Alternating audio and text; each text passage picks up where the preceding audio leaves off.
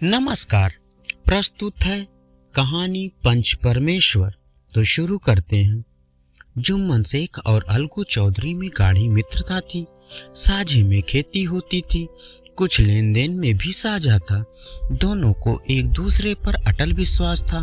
जुम्मन जब कभी हज करने को जाते तो अपना घर अलगू को सौंप जाते थे, और अलगू जब कभी बाहर जाता तो जुम्मन के भरोसे अपना घर छोड़ जाता था। उनके विचार आपस में बहुत मिलते थे। मित्रता का मूल मंत्र भी यही है कि आपस में विचार मिलना। इस मित्रता का जन्म उसी समय हुआ था जब दोनों मित्र बालक ही थे और जुम्मन के पिता जुमराती उन्हें शिक्षा प्रदान किया करते थे। जुम्मन शेख की एक बूढ़ी खाला थी। उनके पास थोड़ी मिल्कियत थी, परंतु उनका कोई निकट संबंधी न था। जुम्मन ने लंबे चौड़े वादे करके वो मिल्कियत अपने नाम लिखवा ली थी। जब तक जायदाद की रजिस्ट्री ना हुई थी तब तक खाला जान का खूब आदर सत्कार किया गया। उन्हें खूब स्वादिष्ट भोजन खिलाए गए, हलवा पुलाव की वर्षा की गई। पर रजिस्ट्री की मुहर ने उनके इस खातिरदारी पर भी मानो मुहर लगा दी। जुम्मन की पत्नी करीमन रोटियों के साथ कड़वी बातें करने लगी। जुम्मन शेख भी बदल गए। अब खाला जान को नित्य ही ऐसी बातें सुननी पड़ती थी। कुछ दिन खाला जान ने कड़वी बातें सुनी। जब सहा ना गया तो जुम्मन से शिकायत की। जुम्मन ने गृहस्वामी के प्रबंधन में दखल देना उचित ना समझा। कुछ दिन और खाला का यूं ही रो धो कर काम चलता रहा। अंत में खाला ने एक दिन जुम्मन से कहा, बेटा, तुम्हारे साथ में मेरा निर्वाहन नहीं होगा। तुम मुझे रुपए दे दिया करो, मैं अपना खा पका लूंगी। जुम्मन ने कठोरता के साथ उत्तर दिया, रुपए यहाँ क्या फलते हैं? खाला ने नम्रता से कहा, मुझे थोड़ा ही चाहिए, ज्यादा नहीं। जुम्मन ने गंभीर स्वर में जवाब दिया, ये थोड़ी ही समझा था कि तुम मौत से लड़कर आई हो। खाला बिगड़ गई। उन्होंने पंचायत के पास जाने की धमकी दी। जुम्मन हंसने लगा। हा हा हा हा हा। जुम्मन बोला, जरूर पंचायत करो, फैसला हो जाए। मुझे भी ये रात दिन की खटखट और किचकिच पसंद नहीं। पंचायत किसकी जीत होगी इसमें जुम्मन को कोई संदेह न था। आसपास के गांव में ऐसा कौन था जो उसके अनुग्रहों का ऋणी न हो? ऐसा कौन था जो उसे शत्रु बनाने का साहस कर सकता था?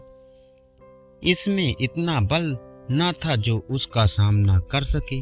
इसके बाद कई दिनों तक बूढ़ी खाला हाथ में एक लकड़ी लिए आसपास के गांवों में दौड़ती रही। कमर झुककर कमान हो गई थी। एक एक पग चलना दूभर था, मगर बात आ पड़ी थी, उसका निर्णय करना जरूरी था। शायद ही कोई भला आदमी बचा होगा जिसके सामने बूढ़ी खाला ने दुख के आंसू ना बहाए हों। चारों ओर से घूम घाम कर बेचारी अलगू चौधरी के पास आई, लाठी पटक दी और दम लेकर बोली, बेटा, तू भी क्षण भर के लिए मेरी पंचायत में चले आना। अलगू चौधरी, मुझे बुलाकर क्या करोगी? कई गांव के आदमी तो आवेंगे ही। खाला, अपनी विपदा तो सबके आगे रो आई, अब आने न आने का अख्तियार उनका है। अलगू चौधरी, यूं आने को आ जाऊंगा मगर पंचायत में मुंह न खोलूंगा। खाला, क्यों बेटा? अलगू चौधरी, अब इसका क्या जवाब दूं? जुम्मन मेरा पुराना मित्र है, उस मित्रता को मैं बिगाड़ नहीं सकता। खाला बोली, बेटा, क्या बिगाड़ के डर से ईमान की बात ना कहोगे? अलगू के पास खाला के इस सवाल का कोई उत्तर न था, पर अलगू चौधरी के हृदय में ये शब्द गूंज रहे थे। संध्या के समय एक पेड़ के नीचे पंचायत बैठी। जुम्मन ने वहां पर पहले से ही फर्श बिछा रखा था। शाम को पेड़ के नीचे पंचायत शुरू हुई। फर्श के एक एक अंगुल जगह भर गई थी, पर इस फर्श पर बैठे अधिकांश दर्शक ही थे। निमंत्रित महाशयों में बहुत ही कम लोग पधारे थे। पंच लोग बैठ गए तो बूढ़ी खाला ने उनसे विनती की। बूढ़ी खाला बोली, पंचों, आज 3 साल हुए मैंने अपनी सारी जायदाद अपने भांजे जुम्मन के नाम लिख दी थी। इसे आप लोग तो जानते ही होंगे। जुम्मन ने मुझे रोटी कपड़ा देना कबूल किया था। साल भर तो मैंने इसके साथ रो धो कर काटा, पर अब रात दिन का रोना नहीं सहा जाता।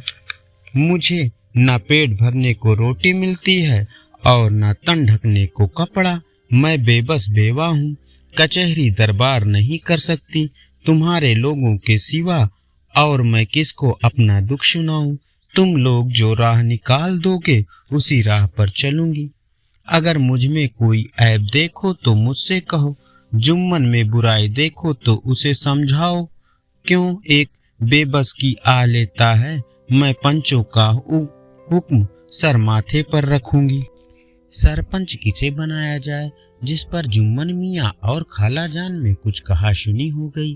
खाला जान ने कहा, बेटा पंच ना किसी के दोस्त होते हैं और ना किसी के दुश्मन। मैं तुम्हारे मित्र अलगू चौधरी को ही सरपंच मानती हूँ। जुम्मन शेख अलगू चौधरी के नाम पर आनंद से फूल उठे, परंतु भावों को छिपाकर जुम्मन बोले, अलगू ही सही, मेरे लिए जैसे और लोग वैसे अलगू। अलगू इस झमेले में फंसना नहीं चाहता था। वे कन्नी काटने लगे। अलगू चौधरी बोले, खाला तुम जानती हो कि मेरी और जुम्मन में गाढ़ी दोस्ती है। खाला ने कहा, बेटा दोस्ती के लिए कोई अपना ईमान नहीं बेचता। पंच के दिल में खुदा बसते हैं। पंचों के मुंह से जो बात निकलती है वो खुदा की तरफ से निकलती है। अलगू चौधरी सरपंच हो गए। अलगू चौधरी बोले, शेख जुम्मन, हम और तुम पुराने दोस्त हैं। जब काम पड़ा तुमने हमारी मदद की और हम भी जो कुछ बन पड़ा तुम्हारी सेवा करते रहे हैं, मगर इस समय तुम और बूढ़ी खाला दोनों हमारी निगाह में बराबर हो। तुमको जो पंचों से कहना है कहो। जुम्मन को पूरा विश्वास था अब तो बाजी मेरी ही है। अलगू ये सब दिखावे की बात कर रहा है। अतएव जुम्मन मियाँ शांत चित्त होकर बोले, पंचों 3 साल हुए खाला जान ने अपनी जायदाद मेरे नाम कर दी थी। मैंने उन्हें खाना कपड़ा देना कबूल किया था। खुदा गवाह है, आज तक मैंने खाला जान को कोई तकलीफ नहीं दी। मैं उन्हें अपनी माँ के समान समझता हूँ। उनकी खिदमत करना मेरा फर्ज है, मगर औरतों में जरा अनबन रहती है, इसमें मेरा क्या बस है। खाला जान मुझसे माहवार खर्च अलग मांगती हैं। जायदाद जितनी है वो पंचों से छिपी नहीं है। उसमें इतना मुनाफा नहीं होता कि माहवार खर्च दे सकूं। इसके अलावा रजिस्ट्री में माहवार खर्च का कोई जिक्र नहीं है। नहीं तो मैं भूल कर भी इस झमेले में ना पड़ता। बस मुझे यही कहना है, अब पंचों का इख्तियार है, जो फैसला चाहें करें। अलगू चौधरी को हमेशा कचहरी से काम पड़ता था, इसलिए वे पूरे कानूनी आदमी थे। इसलिए जुम्मन से बात शुरू की। एक एक प्रश्न जुम्मन के हृदय पर हथौड़ों की चोट की तरह पड़ते थे। जुम्मन चकित थे कि अलगू को क्या हो गया। जुम्मन, अभी अलगू मेरे साथ बैठा हुआ कैसी कैसी बातें कर रहा था। इतनी ही देर में ऐसी काया पलट हो गई कि मेरी जड़ खोदने पर जुटा हुआ है। ना मालूम ये कब की कसर निकाल रहा है। क्या इतने दिनों की दोस्ती कुछ ना काम आवेगी। जुम्मन शेख इसी सोच विचार में पड़े हुए थे कि इतने में अलगू ने फैसला सुनाया। अलगू चौधरी, जुम्मन शेख, पंचों ने इस मामले पर विचार किया। उन्हें यह सही मालूम होता है कि खाला जान को माहवार खर्च दिया जाए। हमारा विचार है कि खाला की जायदाद से इतना मुनाफा अवश्य होता है कि माहवार खर्च दिया जा सके। बस यही हमारा फैसला है। अगर जुम्मन को खर्च देना मंजूर हो तो ठीक है, नहीं रजिस्ट्री रद्द समझी जाए। यह फैसला सुनते ही जुम्मन सन्नाटे में आ गए। अपना मित्र ही शत्रु का व्यवहार करे और गले पर छुरी फेरे, इसे समय की हेर फेर के सिवा और क्या कहें। जिस पर पूरा भरोसा था उसने समय पड़ने पर धोखा। गांव के लोग अलगू चौधरी के फैसले की प्रशंसा जी खोल कर रहे थे। ताली बजा रहे थे। वे कहते, इसका नाम पंचायत है, दूध का दूध और पानी का पानी कर दिया। ऐसे ही सत्यवादियों के बल पर पृथ्वी ठहरी है, नहीं तो कब की रसातल को चली जाती। इस फैसले ने अलगू और जुम्मन की दोस्ती की तो जड़ें ही हिलाकर रख दी थी। अब वे साथ साथ बातें करते नहीं दिखाई देते थे। जुम्मन को बदला लेने का अवसर जल्द ही मिल गया। पिछले साल अलगू चौधरी बटेश्वर से बैलों की एक जोड़ी मोल लाए थे, जिनमें से एक बैल मर गया। अब अकेला बैल किस काम का था। उसका जोड़ा बहुत खोजा गया पर ना मिला। फिर यह सलाह हुई कि उसे बेच डालना चाहिए। गांव में एक समझू साहू थे, वे इक्का गाड़ी हाँकते थे। गांव से घी लाद कर मंडी ले जाते थे, मंडी से तेल नमक भर लाते और गांव में बेचते थे। इस बैल पर साहू का मन लहराया। उन्होंने सोचा, यह बैल हाथ लगे तो दिन भर में बेखटके 3 खेप लगा लूंगा। आजकल तो एक ही खेप के लाले पड़े रहते हैं। गाड़ी में दौड़ाया, मोल तोल किया और अपने दरवाजे पर लाकर बांध लिया और 1 महीने में दाम चुकाने का अलगू चौधरी से वादा किया। अलगू चौधरी को भी गरज थी। घाटे की परवाह न किए हुए समझू को बैल दे दिया। समझू साहू ने नया बैल पाया तो वो दिन में 3-3, 4-4 खेप काटने लगे। न चारे की फिक्र थी न ही पानी की, बस खेप ढोने से काम था। मंडी ले गए, वहां रूखा सूखा सामने डाल दिया। अलगू के घर बैल था तो उसकी चैन की बंसी बजती थी। बैलराम कभी छठे समासे गाड़ी में जोते जाते थे और खूब उछलते थे। अलगू के यहाँ साफ साफ पानी और अरहर की दलिया और भूसे के साथ खली, और यही नहीं, कभी कभी घी का स्वाद भी अलगू चौधरी के यहाँ चखने को मिल जाता था। वहाँ अलगू चौधरी के यहाँ खूब सूख चैन की बंसी बजाते थे और यहाँ साहू के यहाँ 8 पहर दिक्कत में बीत रहे थे। इक्के को देखते ही बैल का लहू सूख जाता था। एक एक पग चलना दूभर था। एक दिन साहू ने इक्के में दूना बोझ लाद लिया। दिन भर का थका जानवर, पैर उठते न थे, पर साहू जी कोड़े फटकाने लगे। बस फिर क्या था, बैल कलेजा खोल कर चल पड़ा। साहू जी को जल्दी पहुंचने की फिक्र थी। साहू जी कोड़े फटकाए जाते।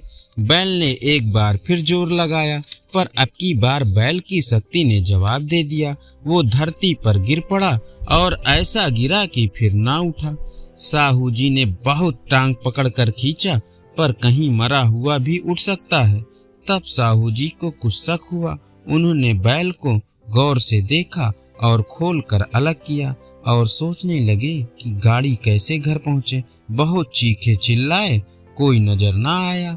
मारे कूद के मरे हुए बैल को कोसने लगे। साहू जी बोले, मरना था तो घर पहुंचकर मरता, बीच रास्ते में ही साला मर गया, अब गाड़ी कौन खींचे।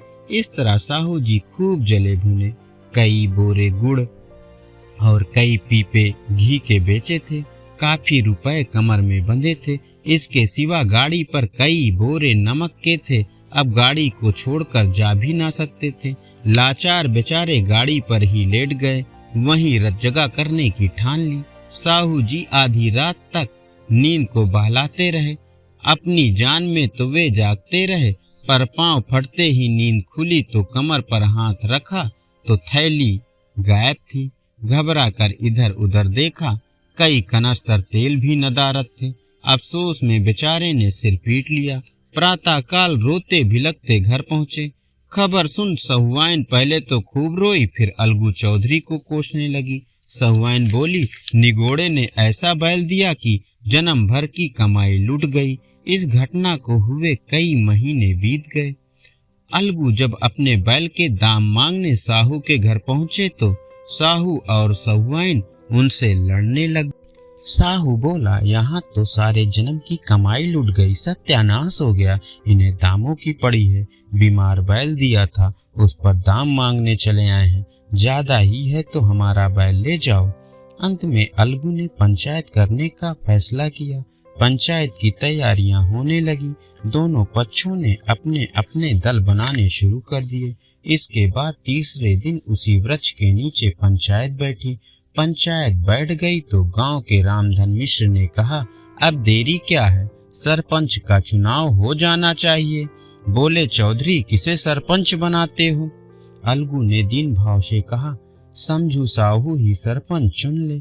समझू खड़े हुए और अकड़ कर बोले, मेरी ओर से जुम्मन शेख। जुम्मन शेख का नाम सुनते ही अलगू चौधरी का कलेजा धक धक धक धक जोर से धड़कने लगा अचानक किसी ने थप्पड़ मार दिया हो। उन्होंने चुपचाप जुम्मन शेख को सरपंच स्वीकार कर लिया। जुम्मन शेख जब सरपंच के आसन पर बैठे तो उनके मन में भी अपनी जिम्मेदारी का भाव पैदा हो गया। उन्होंने सोचा, मैं इस वक्त न्याय और धर्म के सर्वोच्च आसन पर बैठा हूँ, मुझे सत्य से कोई जौ भर भी नहीं हटा सकता। पंचों ने दोनों पक्षों से सवाल की और जवाब करना शुरू किया। बहुत देर तक दोनों दल अपने पक्ष का समर्थन करते रहे। अंत में जुम्मन ने फैसला सुना। जुम्मन बोले, अलगू चौधरी और समझू साहू, पंचों ने तुम्हारे मामले पर अच्छी तरह विचार किया। समझू के लिए उचित है कि वह बैल का पूरा दाम दे। जिस वक्त उन्होंने बैल लिया था उस वक्त बैल बीमार नहीं था। बैल की मृत्यु केवल इस कारण हुई है कि उससे कड़ा परिश्रम लिया गया और उसके दाने चारे का अच्छा प्रबंध नहीं किया गया। रामधन मिश्र बोले, समझू साहू ने बैल को जानबूझकर मारा है, अतः उसे दंड मिलना चाहिए। जुम्मन बोले, यह दूसरा सवाल है, हमें उससे कोई मतलब नहीं। झगड़ू साहू ने कहा, समझू साहू के साथ कुछ रियायत होनी चाहिए। जुम्मन बोले, यह अलगू चौधरी की इच्छा पर निर्भर है, वे रियायत करें तो उसकी शराफत। अलगू चौधरी फूले न समाये उठ खड़े हुए और जोर से बोले, पंच परमेश्वर की जय। इसके बाद चारों ओर से ध्वनियां शुरू हो गई, पंच परमेश्वर की जय, पंच परमेश्वर की जय, जय जय जय, पंच परमेश्वर की जय। प्रत्येक मनुष्य जुम्मन की नीति को सराहता था। इसे कहते हैं न्याय। ये मनुष्य का काम नहीं, पंच में परमेश्वर वास करते हैं, ये उन्हीं की महिमा है। पंच के सामने खोटे को कौन खरा कह सकता है। थोड़ी देर बाद जुम्मन अलगू के पास आए और उनके गले से लिपट कर बोले, भैया, जब से तुमने मेरी पंचायत की तब से मैं तुम्हारा प्राणघातक शत्रु बन गया था, पर आज मुझे ज्ञात हुआ कि पंच के पद पर बैठकर ना कोई किसी का दोस्त होता है और ना दुश्मन। न्याय के सिवा उसे और कुछ नहीं सूझता। आज मुझे विश्वास हो गया कि पंच की जुबान में खुदा बोलता है। अलगू रोने लगे। इस पानी से दोनों के दिलों का मैल धुल गया। मित्रता की मुरझाई हुई लता फिर से हरी भरी हो गई।